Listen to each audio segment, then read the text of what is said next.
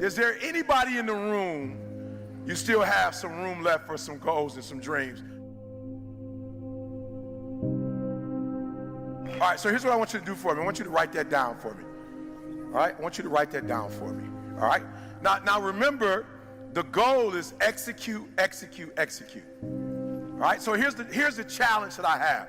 So there are two groups of people walking the earth. All right, you got one group right now. Now, both groups have these dreams and these goals.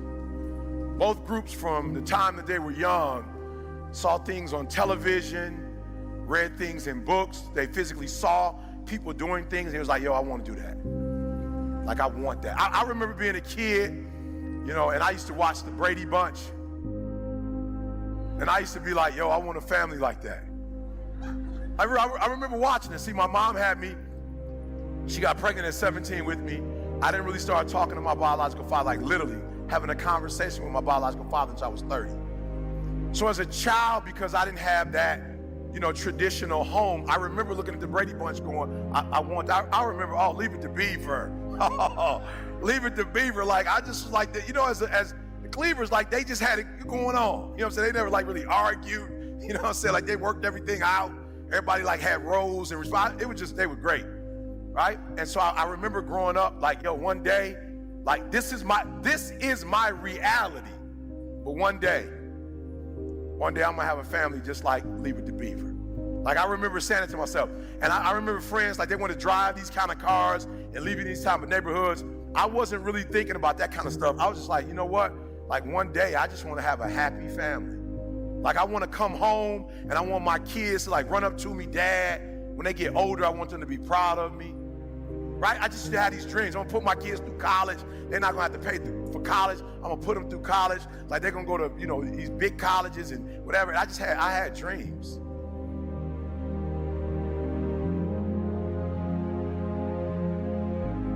Right? I had dreams. And so what I want you to do for me is... Look who's here today. Look at that. What's up, buddy? What's going on, buddy? Not much. Yeah, the last time I was here on Friday, like 2-3 weeks on Friday, dude. This motherfucker tried to mess with me. Some homeless motherfuckers that was in here with a bicycle. With the long hair, and the other one is Mexican and thing. Yeah, they tried to fuck with me that one night. And I said, you know what, fuck this, come to the station, dude. You just better head out to Elgin one, you know? Yeah, I thought that's where you were getting on anyway. Yeah, but I came here to see, you know, like, how you guys doing and shit. Oh, you Yeah, come my to friend visit doing. us. Ah. But yeah, they tried to fuck with me on that Friday, dude, you know, and But you good? Huh? You good? Yeah, I'm good, yeah. Okay. Yeah, man, just really got here like 10 minutes ago. I just really got here, you know. Okay. Well, sit, chill, have your coffee. Get your mind right. Yes, sir. Get your mind zone. It's so funny, dude. I'm coming down the hill, right? Didn't even know a train was coming. I didn't even know this train was coming. The tracks don't, the thing just No, well, this one doesn't go down. It'll make the noises though. There's no there's no thing. So, I'm telling you, I'm flying down. Never even looked. I just heard him blow the horn, and then I realized I'm like, wait, it was a train there? Because you didn't hear him. Yeah, right. You didn't hear him until he was like back here. He blew the horn, and then I realized as I was coming, I'm like, I beat the train. Look at that. Look, you got here on time before you crossed though. No, because you know, like the guy who normally comes down the side, he's trapped on that side because he didn't make it down. He didn't make it down. He was still walking. I didn't even realize. At least you make it, you know. Yeah, it was good. It's good. It's good to see you, Wally, man. You take it easy, man. 30 years, another 40 years, another 50 years. Like, you can't get stuck on. Like, you can't let that thing that devastated you in 1989, the thing that devastated you in 1996, 2001, like, you can't wake up every day to 2001. 2001 was a tragedy, yes, it was, but you can't stay there. You can't keep waking up to that. Now, you got to wake up to your dreams and go. Look, I always tell people, we all go through pain. Get a reward for yours. You know, we all go through pain. We all go through pain. We all go through something. We all go through our go-through. I wouldn't have time to tell you about all the trauma that I went through in my life. But I just figured since I went through so much trauma, I might as well use the trauma to make all my dreams become a reality.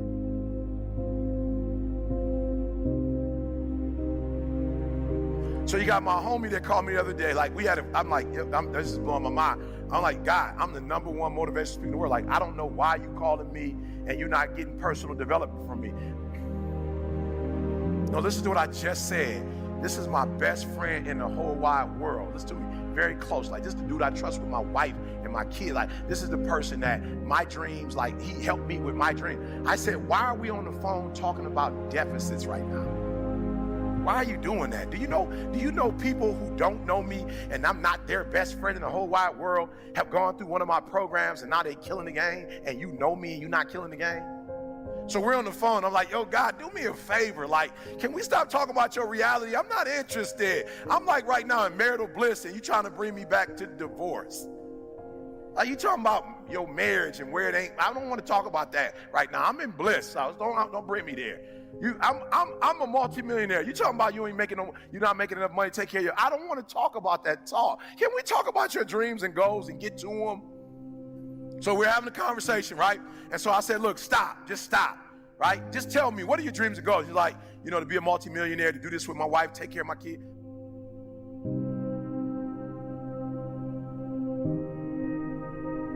Look, I want you to look at your goals, and I want you to ask yourself this question. Do you know what it takes to make that happen? Like, do you, like literally, like, because this is all it's going to take. 3 things, this is all it's going to take. Do you know what it takes?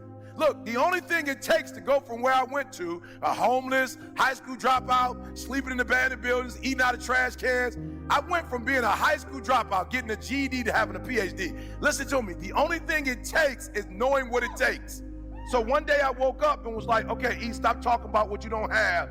You need to know what you don't know so you can get to where you're trying to get to. Listen to me, guys. I'm real simple. The first thing I'm going to ask you, do you know what it takes? That's it. Now, if you know what it takes, that's great. You mark it off.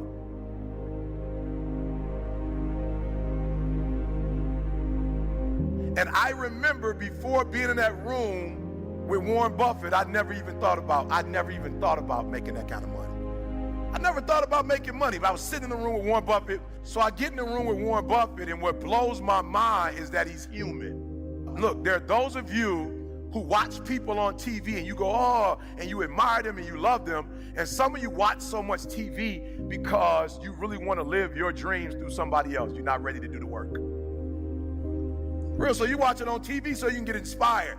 And so Warren Buffett, everybody's sitting down, Warren Buffett walks in the room, and when Warren Buffett walks in the room, it blows my mind. I'm like, yo, this dude is human. Like, he didn't come in with an Italian suit on. He came in with like a normal, I'm like, that's a normal suit. You know what was so crazy? He could wear a Sears and Roebuck suit because he was already one of the richest men in the world. He didn't have to come in and impress nobody. He didn't have to come in and prove that he was rich, because we know he's rich. I'm like, what an amazing feeling. Like, you can be your authentic self. Like, Warren Buffett didn't have to come in, because some other guys came in and they had their suits that he didn't have on. And they had the $1 million watches that he didn't have on. And they had the shoes that he wasn't wearing. He had a normal tie on. He didn't have it all the way up. He didn't have a Pat Riley, like, cut. It was just a normal button up.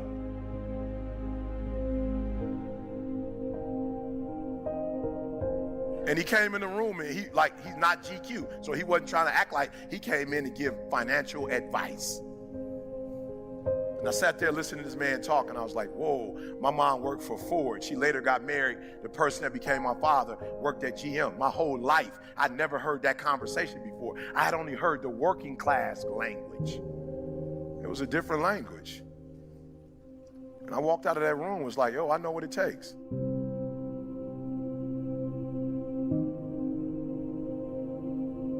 So being successful is not who you are, it's what you know. So I need to get a different relationship to knowledge.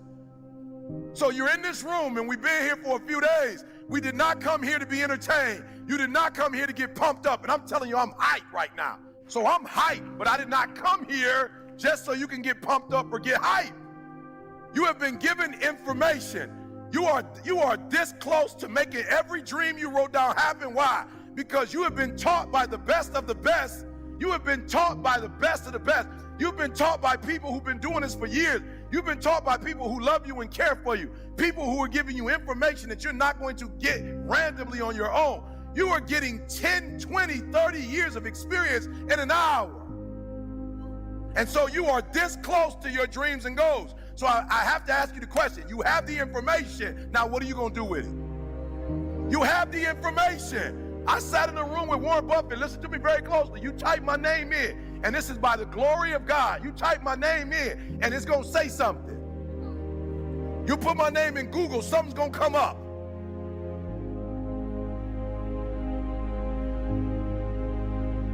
I come from working class parents, but when I left that room with Warren Buffett, I became a multimillionaire, and I never had to talk to Warren Buffett ever again. I didn't have to call Warren Buffett and ask him, now what did you say again? I took the information that I was given and I murdered it. What do you have today that you've never had before, and what are you going to do with it? You have enough information right now that if you never got any more information, you have enough to make everything you wrote down become right. Here's the challenge though. The challenge is not what you know. It is not what you've learned today. The challenge is what you knew before today. I'm gonna say it slower because it's the simplest thing I'm ever gonna say. What you already know is why you are where you are.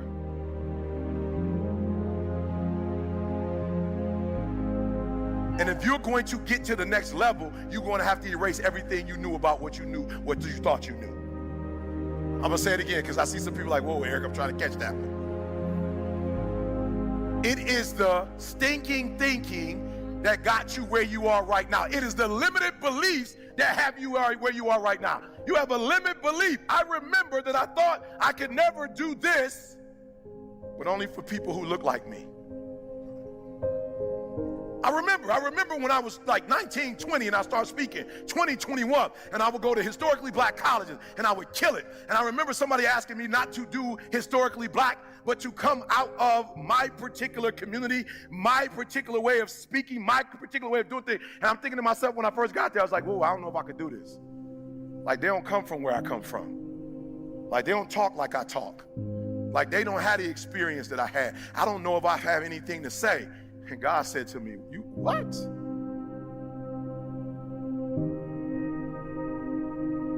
I'll never forget talking to Les Brown and Bob Proctor. Bob Proctor, Les Brown was like, yo, you the #1 motivational speaker in the world. I wasn't even a number at that time.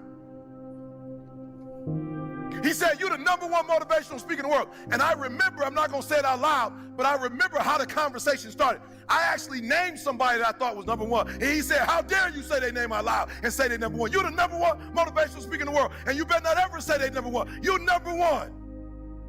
And I said, hold up, why? But I just started speaking. He says, no one on the planet is giving free information away like you giving free information away. Nobody in the planet loves people the way. There's no other motivational speaker going to prisons. There's no other motivational speaker talking to 12 kids in a detention center. There's no other motivational speaker going to schools and shaking kids' hands on their way to school and not getting paid a dime for it, meeting them at 6:30 saying, good morning.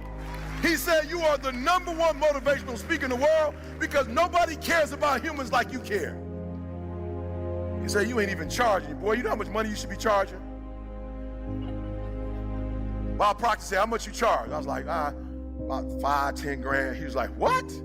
Bob Proctor said, what? I was like, 5, 10 grand. It was right here in Phoenix when you spoke together. He said, don't you ever do that again. No less than 20,000. I went back and told my secretary, I was like, look, man, I talked to Bob Proctor. He said, no less than. I had to fire her from that position and give her another position because she couldn't say 20,000 when people called. And I'm being real, she couldn't say it. When she said it, she didn't say it like she believed it. And so people would be like, nope, bring it all the way down. And then CJ was like, let me say it, because I've been with him. I see him at the schools. I see him at the prisons.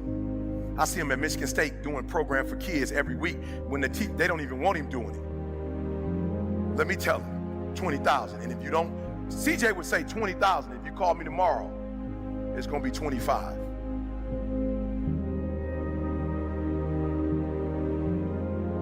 No, you're not hearing what I'm saying. And so I remember I got a couple 20s, went back, told Bob Proctor, like, Bob Proctor, he was like, how you doing, Eric? I'm like, great. How is it going with the fine? I was like, man, it's great. I'm doing 20 now. He was like, I said, you told me 20. He said, I never told you 20. I said, no, less than 20. People that are hungry are willing to do the things today others won't do in order to have the things tomorrow others won't have. To have a special life, you have to do special things. And that usually means putting in the work and loving it. No one is going to create the future that you want for you. We get one opportunity to come this way. We get one shot. We got one life to live. Life is too short to make excuses.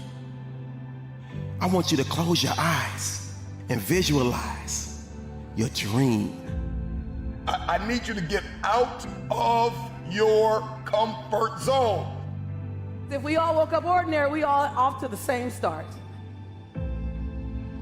You've decided that you're not going to allow the events, the things, the people, life, determine who you become.